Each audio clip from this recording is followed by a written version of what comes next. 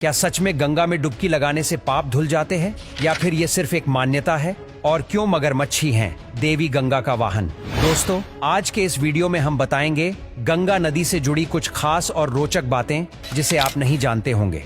दोस्तों, हिंदू मान्यताओं के अनुसार गंगा सबसे पवित्रतम नदी है। शास्त्रों में इसे पतित पावनी अर्थात लोगों के पाप को धोने वाली नदी कहकर प्रशंसा की गई है और इसका महत्व बताया गया है। वर्तमान में यह नदी गंभीर प्रदूषण का शिकार है, लेकिन आज यह नदी चाहे जितनी भी प्रदूषित हो गई हो, लोगों की आस्था में कोई कमी नहीं आई है। राजा सगर के पुत्रों का तर्पण के लिए धरती पर आई थी गंगा।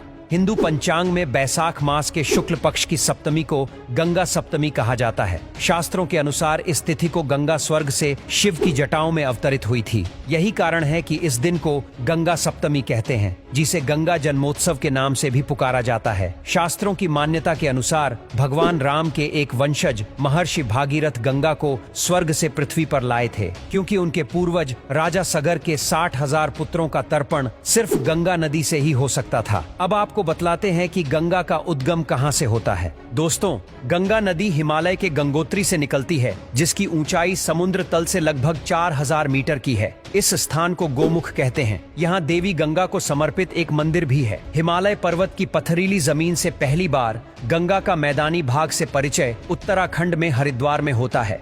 यहाँ गंगा नदी के तट पर कुशावर्त घाट इंदौर की मराठा रानी आदित्य बे होलकर द्वारा बनवाया गया था, जहाँ दिवंगत आत्माओं का श्राद्ध किया जाता है।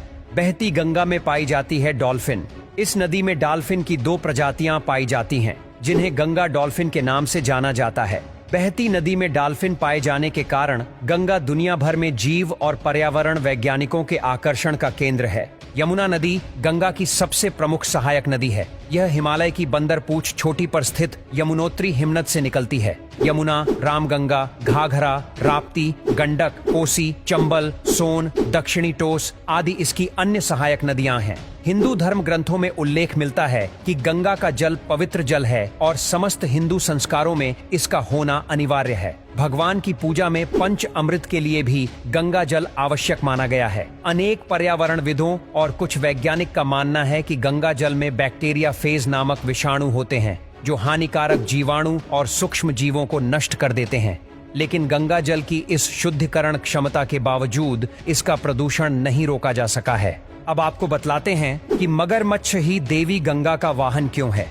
दोस्तों, हिंदू धर्म ग्रंथों में देवी गंगा का वाहन मगर यानी मगरमच्छ का उल्लेख मिलता है, जो जलीय प्राणियों में सर्वाधिक शक्तिशाली और परम बेगवान माना जाता है। मगर यह मगरमच्छ एक प्रतीक है जो बताता है कि हमें जल में